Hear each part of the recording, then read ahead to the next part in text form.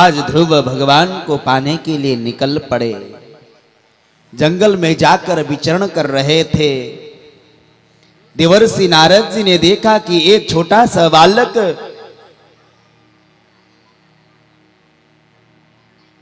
जंगल में अकेला भटक रहा है। पास में आए और आकर पूछा, बेटा तुम कौन हो? तुम इस घनघोर जंगल में क्यों घूम रहे हो? तुम्हारे माता पिता का नाम क्या है? ध्रुव ने हाथ जोड़कर प्रणाम किया और कहा, मैं महाराज उत्तानपाद का बड़ी पत्नी सुनीति के पुत्र हूं और मैं इस घनघोर जंगल में भगवान का तपस्या करने के लिए आया हूं। मेरी सौतेली मां के कटु वचनों से आघात होकर मैं उस परम पिता को प्राप्त करने के लिए आया हूं। नारद जी ने सोचा कि मां के कहने पर, कटु वचन बोलने पर यह बालक को क्रोध आया और यह घर छोड़कर जंगल में आया है। जब क्रोध शांत हो जाएगा तो वापस लौटकर चला जाएगा। ऐसा सोचकर देवर्षि नारद जी ने कहा, बेटा कि यह उम्र जो है ना खेलने कूदने का है। तुम अभी बालक हो, जब तुम्हारा जवानी आएगी तब तुम भगवान का भजन करना। अभी जाओ। एक खिलौना हाथ में दिया और कहा, जाओ बेटा जाकर खेलो। ध्रुव ने देवर्षि नारद जी के चरणों में प्रणाम करते हुए कहा, हे भगवान, हे महात्मन, मैं घर से यह संकल्प लेकर निकला हूं कि मैं प्रभु का दर्शन करने के लिए, प्रभु का दर्शन करके ही वापस लौटूंगा। जब तक मुझे प्रभु का दर्शन नहीं होगी, भले उम्र बीत जाए या भले मेरे प्राण भी क्यों न चले जाएं, पर मैं तभी वापस लौटूंगा जब मुझे प्रभु का दर्शन हो जाएगा। देवर्षि नारद जी ने सोचा कि यह दृढ़ संकल्प वाला है, इसका वैराग्य बड़ा तीव्र है, ये वापस अब लौटकर जाने वाला नहीं है। ऐसा जानकर कहा, बेटा तुम्हारा संकल्प सत्य हो, पर ध्यान रखना तुम पहले मेरे से गुरु मंत्र ले लो। बिना गुरु मंत्र का कोई भी मंत्र, बिना गुरु मंत्र लिए जाप करोगे तो वह सफल नहीं होगा, वह फलीभूत नहीं होगी। इसलिए आप पुस्तकों में तो वैसे बहुत मंत्र लिखे हुए हैं, यदि पुस्तकों के मंत्र का आराधना करने से फल मिल जाए बिना गुरु आज्ञा के, बिना गुरु दीक्षा के, तो कई लोग सिद्धियां प्राप्त कर लेते। पर यह नियम है, जब तक जीवन में गुरु नहीं मिलेंगे तब तक हमें प्रभु का दर्शन नहीं हो सकता है। तब द्वादशाक्षर मंत्र दिया और कहा, बेटा इस मंत्र का ऐसा प्रभाव है कि कोई इस मंत्र को दृढ़ पूर्वक यदि 7 दिन भी निरंतर जाप करे तो भगवान साक्षात उसे दर्शन देते हैं। ऐसा प्रमाण भागवत में आया है। इसीलिए बेटा इस द्वादशाक्षर मंत्र ओम नमो भगवते वासुदेवाय, इस मंत्र का तुम निरंतर जाप करो। और कहां पर कहा, तत्तात गच्छ भद्रम ते यमुनायास्तटं शुचेः। जाओ यमुना के किनारे एक मधुवन नाम का वन है, पुण्यम मधुवनम तत्र सान्निध्यम नित्यदा हरेः। उस मधुवन में सदा भगवान का निवास होता है, इसीलिए वहां जाकर इस मंत्र का जाप करना, अवश्य ही भगवान तुम्हें शीघ्र दर्शन देंगे। ऐसा गुरु मंत्र दिया और वह 5 साल का बालक ध्रुव गुरु मंत्र का स्मरण करते हुए आइए मधुवन की ओर जा रहे हैं। हम भी इस शरीर को यहीं ले रखते हुए मन से प्रभु का मंत्र जाप करते हुए मधुवन की ओर चले। जय हो। ओम नमो भगवते वासुदेवाय। ओम नमो भगवते वासुदेवाय। ओम नमो भगवते वासुदेवाय। ओम नमो भगवते वासुदेवाय। इस मंत्र का जाप करते हुए ध्रुव जी महाराज मधुवन की ओर गए। ध्रुव ने जाकर भगवान का घोर तपस्या किया। श्री सुखदेव जी महाराज कहते हैं, राजन, आहा, ऐसे प्रभु के चित्त में, प्रभु के चरणों में अपने चित्त को लगाया ध्रुव ने। हे श्याम सुंदर, अब तो आशिक हम तुम्हारे बन गए, हम तुम्हारे बन गए और तुम हमारे बन गए। घोर तपस्या करते हुए आज भगवान का सुमिरन कर रहे हैं। देखो, जब तक जीवन में ठोकर नहीं मिलेगा तब तक व्यक्ति जीवन में अपने लक्ष्य को प्राप्त नहीं कर सकता है। और यह नियम भगवान के साथ में भी लागू है कि जिसने जीवन में ठोकर न खाई उसने अपने जीवन में ठाकुर का भी दर्शन नहीं पाई। अरे गोविंद, यदि जीवन में ठोकर न खाई होती तो वहां के बिहारी तेरा याद भी कभी आई न होती। जीवन में जब जब व्यक्ति को ठोकर मिलता है तब तक वह तब भगवान का सुमिरन करता है। ठोकर लगना भी अति आवश्यक है। आज ध्रुव प्रभु का स्मरण कर रहे हैं। कहते हैं, त्रिरात्रांते त्रिरात्रांते कपित्थः बदरासनः।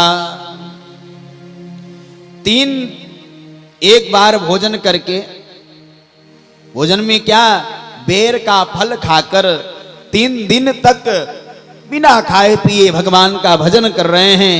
और 3 दिन के बाद पुनः बेर खाकर, फल खाकर भगवान का भजन करते हैं। इस प्रकार से 1 महीना व्यतीत किया और जैसे ही दूसरा महीना प्रारंभ हुआ, नियम और कठोर हो गया। अब तक तो 3 दिन में बेर खाकर भगवान का भजन करते थे, अब 3 दिन में नहीं, 6 दिनों के बाद सूखे हुए पत्तों को उठाकर खाते हैं और भगवान का भजन करते हैं। करते करते दूसरा महीना भी व्यतीत हुआ, तीसरा महीना प्रारंभ हुआ। अब सोचा कि पत्ते बटोरने में बहुत समय व्यतीत हो रहा है, भगवान का भजन छूट रहा है। या सोचकर सरोवर में जाकर हाथ से अंजलि लगाकर पानी पीते हैं और भगवान का भजन करते हैं। वो भी कितने दिनों में? 9 दिनों के बाद पानी पीकर भगवान का भजन कर रहे हैं। भजन करते करते जैसे ही तीसरा महीना व्यतीत हुआ, चौथा महीना लगा, अब नियम और कठोर हो गया। अब 12 दिनों में केवल पानी नहीं, अब हवा पान करके भगवान का भजन कर रहे हैं। बोलो राधे राधे। हम लोग न जाने दिन में कितने बार गुजिया पकौड़िया खा लिए होंगे, फिर भी मुंह से आवाज नहीं निकल रहा है। और इधर 5 साल का बालक ध्रुव केवल हवा पान करके भगवान का भजन कर रहा है। ये देखने की बात है। इन कथाओं को सुनने से यही तो हमें ज्ञान होता है कि जिसने अपनी इंद्रियों को संसार की वासनाओं की ओर प्रेरित किया है उसे कभी भगवान नहीं मिले, वह कभी भगवान का भजन नहीं कर सकता। आज चौथा महीना जैसे ही व्यतीत हुआ, 5वां महीना में ऐसा कठोर तपस्या किया कि एक पैर के अंगूठी के बल पर खड़ा होकर भगवान का ध्यान लगाने लगे और ऐसा प्राणायाम चलाया कि सारा प्राणवायु को अपनी ओर खींच लिया। महाराज सारा चराचर जगत का प्राणवायु अवरुद्ध हो गया, हाहाकार मचने लगा। जैसे ही चारों तरफ हाहाकार मचा, जीव जंतु पक्षी वहीं के वहीं धड़ाधड़ गिरने लगे जमीन पर, निष्प्राण होकर मनुष्य देव आदि घबराने लगे। ब्रह्मा के पास में गए और ब्रह्मा भी जब घबराने लगे, उस बालक की तपस्या को देखकर तब भगवान के शरण में गए और जाकर भगवान से प्रार्थना करने लगे, प्रभु हमारी रक्षा करो। भगवान ने कहा, अरे देवताओं क्या बात है, इतना भयभीत क्यों हो रहे हो, क्या कारण है? तब देवताओं ने हाथ जोड़ करके कहा, नैवं विदामो भगवान प्राणरोदम चराचरस्याखिल सत्वधाम्ना। प्रभु यही तो हम लोग जान नहीं पा रहे हैं कि हमारा चराचर इस जगत का प्राण वायु कैसे अवरुद्ध हो गया, हम बिना प्राण के निष्प्राण होने जा रहे हैं, प्रभु कृपा करो। भगवान ने कहा कि ये क्या हो गया? ध्यान लगाकर देखा, ओह एक 5 साल का बालक वो मेरा भजन कर रहा है, जिसके प्राणायाम चढ़ाने से सारा विश्व चराचर जगत का प्राण वायु अवरुद्ध हो गया, बंद हो गया। भगवान ने कहा, देवताओं चिंता मत करो, मां भैष्टवालम तपसो दुरत्यया। मेरा एक भक्त मेरा भजन कर रहा है, उसने अपने चित्त को मेरे चरणों में लगा लिया है, इसीलिए यह सारा जगत का प्राण वायु अवरुद्ध हो गया है। तुम लोग अपने अपने स्थान में जाओ, अभी मैं जाकर तुम्हारे दुखों का दूर करूंगा।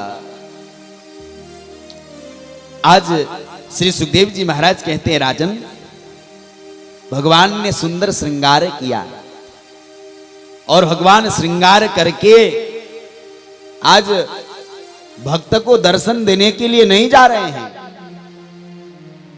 आज भगवान भक्त को दर्शन नहीं देने जा रहे हैं, आज भगवान एक भक्त का दर्शन करने के लिए जा रहे हैं। होली भक्तवत्सल भगवान की जय। आज इतिहास में पहली बार यह घटना घट रही है कि भगवान स्वयं चलकर भक्त का दर्शन करने के लिए आ रहे होंगे। भगवान आए, गरुड़ के ऊपर सवार होकर आकर भगवान एक टक नजर लगाकर ध्रुव की ओर निहार रहे हैं। ध्रुव प्रभु के चरणों में अपने चित्त को लगाकर मस्त है। वो जो झांकी बाहर भगवान का, वही झांकी वह अपने हृदय में दर्शन कर रहा है। मस्त हो गया प्रभु के झांकी का दर्शन करने में। भगवान ने ध्रुव को जगाया, बुलाया, आवाज लगाया, अरे बेटा ध्रुव मैं अपने नेत्र खोलो, मैं आ गया हूं। अरे बेटा ध्रुव अपने नेत्र खोलकर मुझे दर्शन दो, मैं आ गया हूं। ध्रुव को कोई सुध नहीं है, वो बेसुध हो गया है प्रभु के दर्शन में। भगवान ने सोचा कि यह ध्रुव अपने हृदय में मेरा झांकी का दर्शन करने में मस्त है, इसीलिए इसे पता नहीं चल रहा है कि मैं आया हूं। तब भगवान ने क्या किया कि जो झांकी ध्रुव के हृदय में वो ध्रुव दर्शन कर रहे थे, वो झांकी को हृदय से अंतर ध्यान कर दिया। और जैसे ही ध्रुव के हृदय से प्रभु की झांकी अंतर ध्यान हुआ, सो ध्रुव छटपटाते हुए गोविंद को पुकारने लगे, हे गोविंद कहां चले गए। मानो ऐसा तड़पड़ाहट, ऐसा छटपटाहट उनके मन में होने लगा, जैसे बिन पानी का मछली तड़पती हुई अपने प्राणों का त्याग कर देता है। बिना मणिधर सांप बिना मणि का अपने प्राणों को त्याग कर देता है। ठीक उसी प्रकार से आज ध्रुव की दशा हो रही है। बिना प्रभु के हृदय में दर्शन पाकर जैसे ही नेत्रों को खोला, तो साक्षात जो झांकी मैंने हृदय में दर्शन किया था, वो झांकी मेरे सामने प्रकट है। बोलिए भक्तवत्सल भगवान की जय। चरणों में प्रणाम करने लगे ध्रुव। बार बार प्रणाम करते हैं, फिर खड़े होते हैं, फिर लंबा दंडवत जमीन में लेटकर दंडवत प्रणाम करते हैं। मन में सोचने लगे, अरे मैं तो अज्ञानी हूं, मूर्ख हूं, मैंने कुछ अध्ययन नहीं किया है, मुझे भगवान का स्तुति नहीं आता, अब मैं कैसे, किन वचनों से मैं प्रभु का स्तुति गान करूं, सोचने लगे।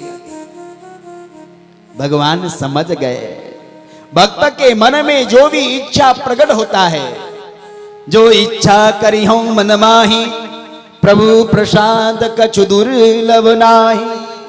जो भक्त सच्चा संकल्प मन में कर ले तो भगवान तुरंत समझ जाते हैं और उसको पूर्ण कर देते हैं। बोल बांके बिहारी लाल की। ये भगवान का स्वभाव है।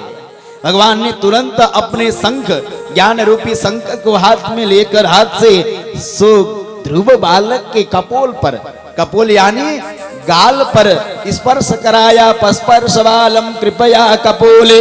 जैसे ही ध्रुव के गाल में वह वेद रूपी ज्ञान रूपी शंख का स्पर्श हुआ, महाराज संपूर्ण ज्ञान का भंडार उनके हृदय में आ गया। तमद्भुतम बालकम भुजे क्षणम मूकम करोति वाचालां पंगुम लंघयते गिरिम यत्कृपातमहं वंदे परमानंद माधवम। जिसके ऊपर प्रभु की कृपा हो जाता है, मूक बधिर गूंगा भी बोलने लगता है, और जिसके पैर नहीं है लंगड़ा भी चलकर पहाड़ लांघ लेता है। यह प्रभु की कृपा है। आज ध्रुव को संपूर्ण वेदों का ज्ञान हुआ तो दोनों हाथ जोड़कर प्रभु का स्तुति गान करने लगा। आहा, योऽन्तः प्रवेश्य मम वाचमिमां प्रसूप्तां संजीवयत्यखिल शक्तिधरा स्वधाम्ना अन्यांश्च हस्तचरणश्रवणत्वगादीन् प्राणान् नमो भगवते पुरुषाय तुभ्यम्। प्राणान् नमो भगवते पुरुषाय तुभ्यम्। सुंदर भगवान का स्तुति गान करने लगा।